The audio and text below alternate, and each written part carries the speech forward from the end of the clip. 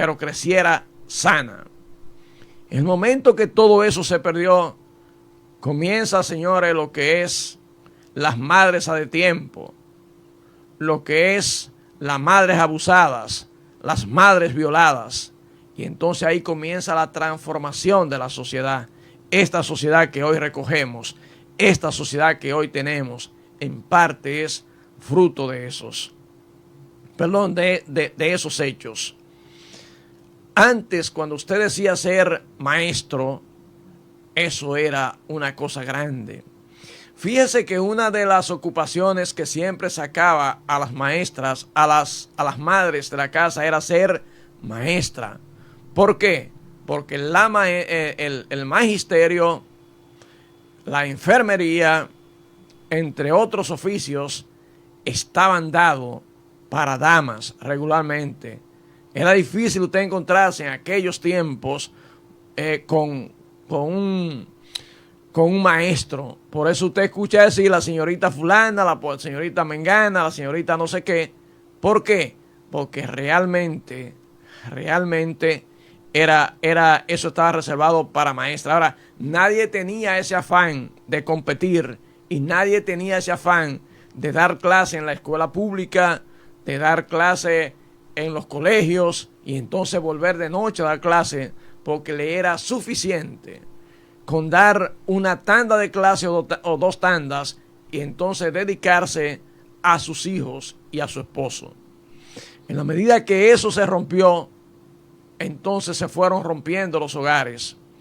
Fíjese que antes usted tenía profesoras que o eran señoritas o tenían su familia, o no se habían casado, porque antes acercarse a una profesora nadie tenía la confianza, a menos que no fueran personas muy lanzadas, personas muy habilidosas, personas muy contentas para acercársele.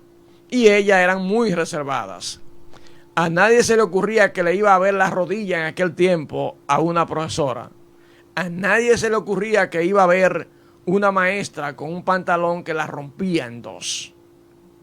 A nadie se le ocurría a una maestra con una falda que cuando levanta el brazo o se dobla, se le ve hasta lo que no se debe ver. No, señores, eso no era así. Era otra sociedad. Eran otros valores. Pero naturalmente lo que llega al magisterio y a todas las áreas en este momento es lo que tenemos en la sociedad. No son extraterrestres, son seres humanos de aquí de la tierra y que se han formado aquí. En ese proceso de enseñanza-aprendizaje que se ha perdido, los padres aprendían, los padres se desarrollaban. ¿Por qué? Porque, por ejemplo, ahora le ponen a leer el Lazarillo. Antes, cuando nosotros estábamos arrancando, lo primero que nos podían leer era la Ilíada y la Odisea. Y entonces usted tenía que leerlo y tenía que sociabilizarlo con sus padres. Entendían ellos lo que usted estaba diciendo, pero los padres eran inteligentísimos. Después, más luego, cuando se lo ponían a leer María, lo ponían a leer Amelia o Amalia, lo ponían a leer El masacre se pasa a pie, lo ponían a leer el coronel no tiene quien le escriba, lo ponían a leer Crónica de una muerte anunciada, lo ponían a leer tantas cosas que usted tenía no solo que leerlo, sino interpretarlo y entonces después ir a la escuela y analizarlo con el equipo de muchachos. Pero ¿qué decir del libro de Fiume? ¿Qué decir del libro de Fiume, que tenía tantas obras dentro que uno tenía que leer y entonces tenía que desmenuzarla? ¿Cuál es la idea central? ¿Cuál es el entorno? ¿Cuáles son las palabras claves? Y esas palabras que usted no sabía, que no conocía el contenido, entonces tenía que buscarle el significado en un diccionario. Y de todo eso participaban las madres. Pero obvio, para eso usted tenía maestras como doña Consuelo.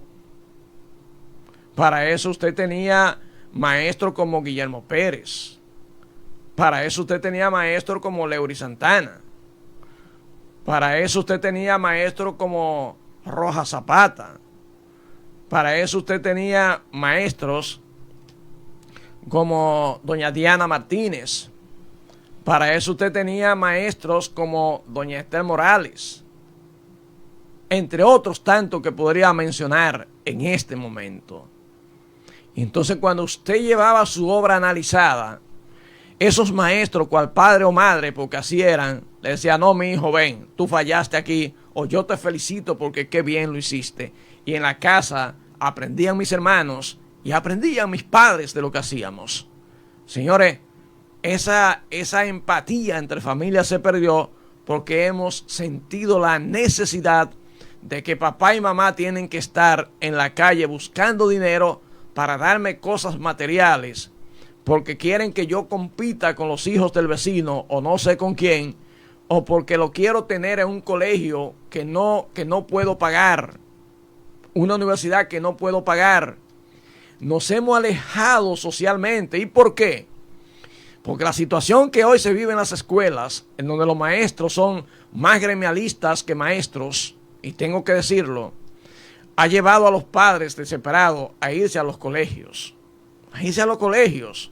Y entonces lo que pueden darle de alimentación y libro a sus hijos, se lo están pagando al colegio. ¿Qué es lo normal que hacía una sociedad? Que la gente se reunía y entonces decía: no, esto no puede ser, porque estamos fallando aquí, allí y allá. Pero había instituciones en la sociedad, porque había personas que, aunque no eran tan letrados como hoy, pero tenían un compromiso social. Y eso eran las madres. Personas socialmente comprometidas. Hoy usted escucha decir desgraciadamente a muchas muchachas: yo casarme, no, yo voy a tener mi hijo y lo voy a criar yo. Oh, pero ¿en qué sociedad estamos? Cuando el sueño de nosotros antes era aprender un oficio, colocarnos en el mercado de trabajo y entonces hacer una familia. Pero hasta que estemos así como vamos y nadie se da cuenta del derrotero que llevamos, porque aquí cada quien, no importa si está en el sector público, si está en el sector privado o si sencillamente está desempleado, no le interesa a la sociedad, le interesa su propio yo. Y hasta que sea así, señores, no va a poder ser. ¿Cómo retornar a la familia? Educación. Ahora, ¿quién está planificando esa educación? ¿Quién está planificando esa educación para volver a la familia? Para que esas madres que dan lo que nadie puede dar, que hijo a la sociedad, hijo a un padre, y hermano a sus hermanos. Señores, eso es un don especial que Dios puso en las mujeres. Ese es un don especial que Dios regaló a las mujeres. Don que puso a los hombres a su disposición y que nos hacen felices. Ahora, nosotros tenemos que colaborar para que la sociedad retorne a donde debe estar. Para que esas madres sean lo que deben ser con sus hijos. Hay casos que se dan, por ejemplo, hoy tenemos más mujeres liberales que antes. Antes se conocían cuáles eran las mujeres liberales o cuáles eran las mujeres que hacían cosas que en ese tiempo llamaban que no eran decorosas, pero cada quien sabe y es dueño de su vida. Y aún en ese tiempo las mujeres que eran así tenían sus hijos. Hoy, lamentablemente, hay damas que viven de personas que inclusive van a su casa a estar con ellas. Y lo tengo que decir así porque esto es la sociedad. Y entonces tienen hijos que conviven con ella ahí y que ven llegar una gente y otra que viene y se va. Y entonces yo pregunto, ¿qué hacemos? Hay organismos que cuando se enteran y los vecinos se lo dicen, van y se lo quitan. Pero ¿y usted sabe lo que es quitarle a una madre un hijo? Pero ¿y usted sabe lo que es quitarle a una madre algo que trajo en sus entrañas y que le ha costado tanto trabajo llevarlo a un tamaño X? Ahora, ¿qué está haciendo la sociedad para que esa madre que vive esa situación, para esa madre que vive con su hijo en estado de trabajadora sexual, pueda llevar una vida normal y que no afecte a su hijo. Porque hay de esas que usted la escucha día y noche voceándole maldición al hijo. Pero el hijo no tiene la culpa de que lo trajera al mundo. Y perdóneme que el Día de la Madre yo lo he tomado para hablar de esto. Yo lo he tomado para tratemos de hacer conciencia de qué es lo que debe ser una madre. ¿De qué es la madre para el hijo? ¿De qué debe ser el hijo para la familia y la sociedad? Hemos perdido ese rol fundamental de la madre, de ser protectora, desarrolladora, inculcadora de buenos valores y guía de sus hijos. Y guía de sus hijos. Realmente no podemos esperar tener cosas diferentes porque a diario hacemos lo mismo. No podemos pretender tener una sociedad diferente porque a diario eso que he descrito aquí se va ensanchando, se va desarrollando, va creciendo y se va desarrollando.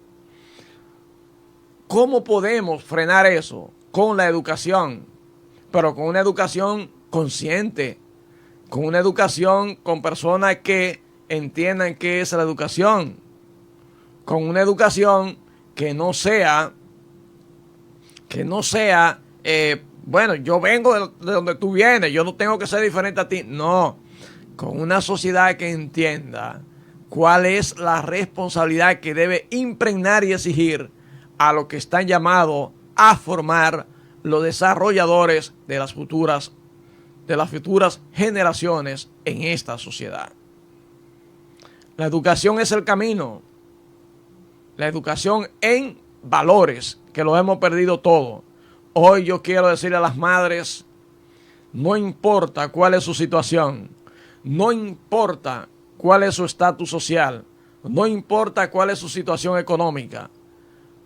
La madre es un ser especial, no porque lo digo yo, no porque lo dice aquel o aquel, sino porque así Dios lo decidió. Un ser especial, escogido para traer a otros seres al mundo y para que sean guía de esos seres que luego van a formar parte de la estructura social que debemos vivir todos. De manera que desde Plata Informativo, desde este canal que está en todas las plataformas sociales o las redes sociales, yo le mando un fuerte abrazo de felicitación a cada una de las madres. No importa en qué situación usted se encuentre, no importa si es pareja o no, si es madre soltera, si es padre o madre, si es trabajadora sexual, si es trabajadora doméstica, lo que sea, yo le mando ese abrazo fuerte y sienta que Dios la escogió a usted como madre por una razón muy especial que usted debe buscarlo dentro de usted y entonces lo vas a encontrar. Reflexionemos, meditemos sobre el papel que nos corresponde a cada uno. A mí como pareja de mi jefa, para echar la familia hacia adelante aunque estén grande y darle el buen ejemplo, y a usted como madre lo que le corresponde, lo que Dios dejó asignado para usted como mujer. De manera que un abrazo de mi corazón a cada una de las madres, no importa cuál sea su situación, no importa en qué lugar usted se encuentre y no importa lo que haya debido hacer para echar a sus hijos hacia adelante, pero que sea de manera digna. Plata Informativo. Informarte es nuestro compromiso.